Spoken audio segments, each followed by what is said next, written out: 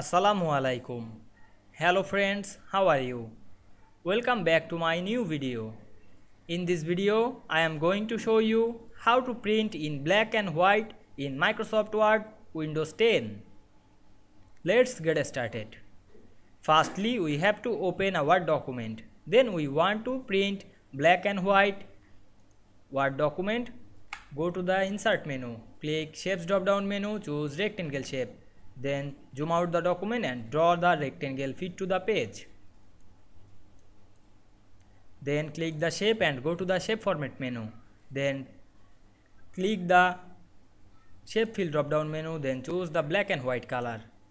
Then go to the file menu and click print option. Then we can see the print preview is black and white. Now we want to print, click the print option. I hope you enjoyed the video. Please like, comment, share and subscribe my channel. Thanks for watching.